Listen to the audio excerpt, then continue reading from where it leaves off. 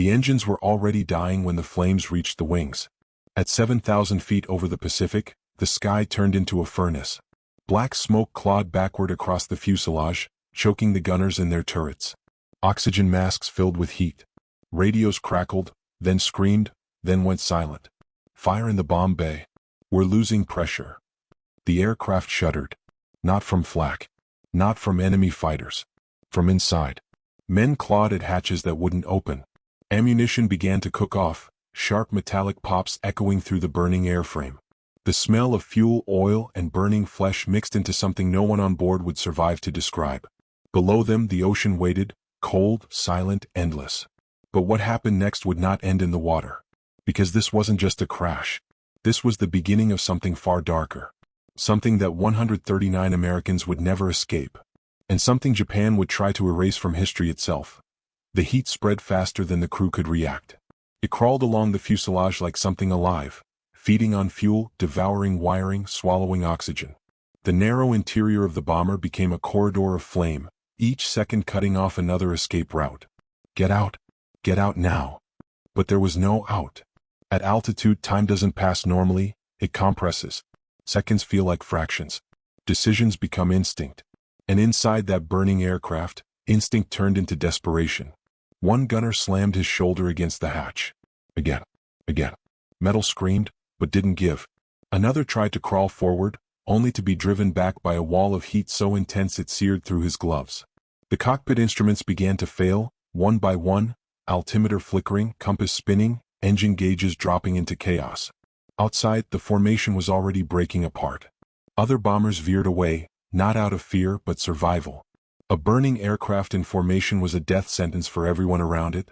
They watched as flames engulfed the Liberator, its silhouette dissolving into smoke against the blue sky. No parachutes appeared. Inside, ammunition belts began to ignite. Sharp, violent cracks echoed through the fuselage, turning the aircraft into a flying explosion waiting to happen. And still, it didn't break apart. It kept flying. A burning shell in the sky. Then suddenly the nose dipped. Not a controlled descent. Not a glide. A fall. The Pacific below stretched endlessly, offering no witnesses, no rescue, no record. Just water deep enough to erase anything that touched it. But the aircraft never reached it the way it should have. Because what happened after it disappeared from the sky would never be recorded in combat reports. Not truthfully. Not completely. And not for decades. Why this aircraft mattered. By the final years of World War II, the Pacific had become a brutal proving ground for long-range strategic bombing. Distances were vast. Targets were scattered across islands and heavily fortified coastlines. To fight this war, the United States needed an aircraft that could go farther, carry heavier payloads, and survive longer than anything before it. That aircraft was the B-24 Liberator. Designed for range and mass production, it became one of the most heavily used bombers in the Pacific theater. It wasn't as famous as its European counterpart, but in the vast skies over the ocean, it was indispensable. From island bases carved out of jungle and coral, B-24 crews launched missions that stretched the limits of endurance, sometimes flying over 10 hours in hostile airspace. And every mission came with the same understanding. Something went wrong out there. There was nowhere to land. 2. Technical advantages, built for distance, not mercy. The B-24 was engineered with a singular philosophy: reach the target no matter how far. Its high aspect ratio wing gave it exceptional range, over 2,000 miles in combat conditions. That meant it could strike deep into enemy territory, hitting supply lines, airfields, and naval positions that were once considered untouchable.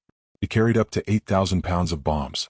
10.50 caliber machine guns defended it from all angles.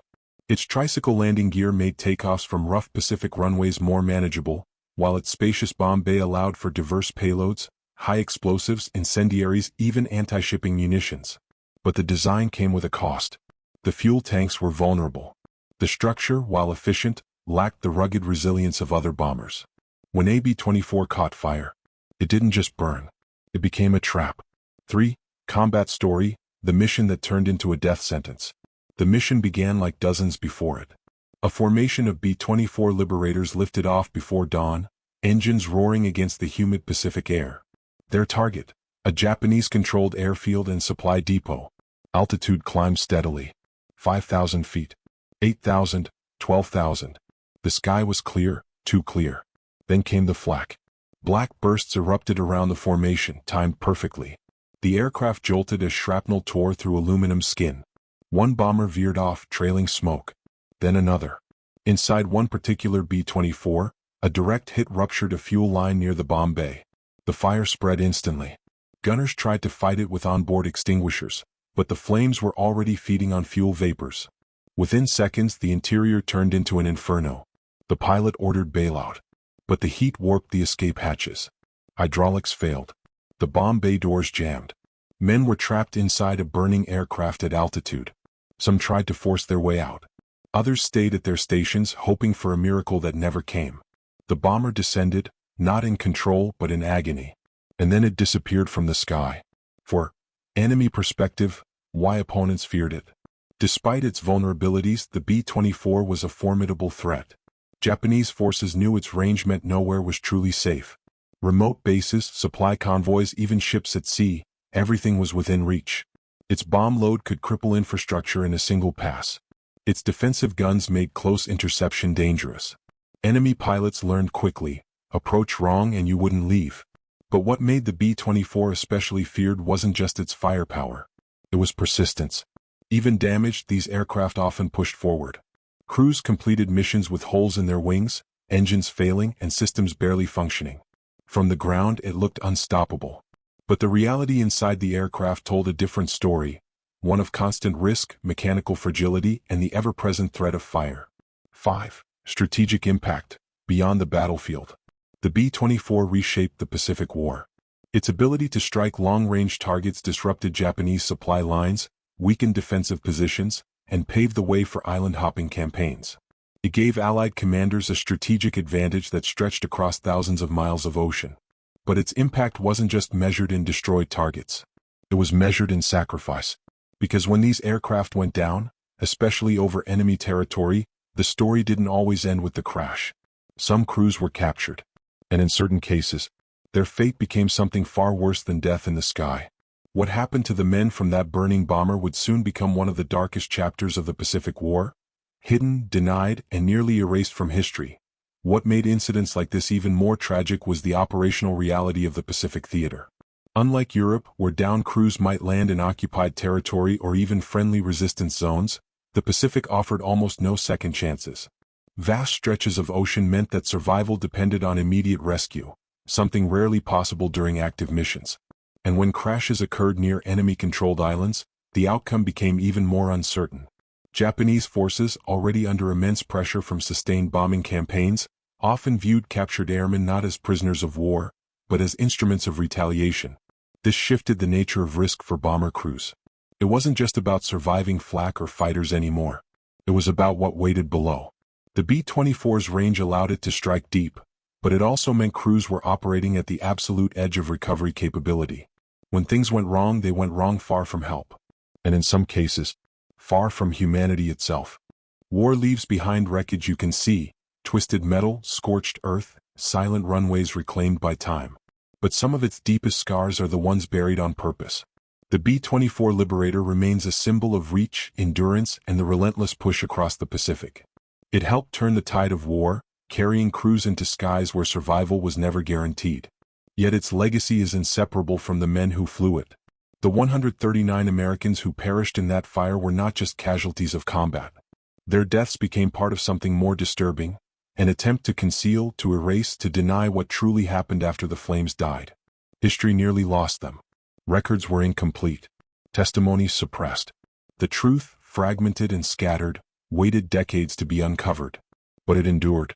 Because even in war, even in its darkest moments, truth has a way of resurfacing. The story of that burning aircraft is not just about engineering or strategy. It is about human cost, about what happens when survival is stripped away, and when those left behind must fight not just for victory but for memory itself. The B-24 flew farther than most. It struck harder than many. But its greatest legacy may be this. It carried men into history, and ensured that even those the world tried to forget would never truly disappear. In the years that followed the war, investigators began piecing together fragments, reports, testimonies, scattered military records that hinted at something far more disturbing than a simple aircraft loss. The official version had been clean. Clinical. An aircraft destroyed. Crew lost. But the truth was neither clean nor simple. It suggested that not all of the 139 men died in the sky. Some survived the flames. Some reached the ground. And what awaited them there would remain hidden behind silence, fear, and deliberate erasure. Post-war tribunals would uncover glimpses, enough to confirm that certain actions taken against captured airmen violated every accepted rule of war. Yet even then much was left unsaid, buried beneath bureaucracy and fading memory. Because acknowledging the full reality meant confronting something deeply uncomfortable. That the horror didn't end with the crash. It began after it. Today, the B-24 Liberator stands in museums and history books as a symbol of industrial power and strategic reach. Its numbers are impressive. Its missions historic. But numbers don't tell this story. This story lives in absence. In names that never came home. In families who waited for answers that arrived too late, or never at all. In records that were altered, lost, or intentionally obscured. And yet, despite all of that, the truth survived. Not intact. Not complete. But enough. Enough to remember that behind every aircraft designation, every mission log, every statistic, there were human beings facing unimaginable circumstances. The sky took them. The fire consumed them. And history nearly forgot them. But not entirely. Because some stories refuse to stay buried. No matter how deep they are pushed, or how hard the world tries to look away, time has a way of softening the edges of history. Battles become maps. Losses become numbers. Aircraft become museum pieces, polished, restored, silent. But what happened to those 139 men resists that silence. Because their story was never meant to be told in full. Even decades later, the gaps remain. Missing reports. Conflicting accounts. Details that surface only in fragments. Just enough to suggest the truth but never enough to fully contain it. And maybe that's what makes it endure. Not as a closed chapter, but as an unresolved echo. The B-24 carried them across thousands of miles of ocean, into a war defined by distance, isolation, and extremes. It gave them reach, but it could not give them escape. What followed their final mission exists in the margins of history, where documentation fades and memory takes over. And yet they are not lost. Because remembrance does not rely on complete records. It survives in recognition, in acknowledgement, in the refusal to let absence become erasure. The sky that day took everything it could, but it did not take the story. And as long as that story is told, however incomplete, however fragmented, those men remain exactly where they belong, not forgotten.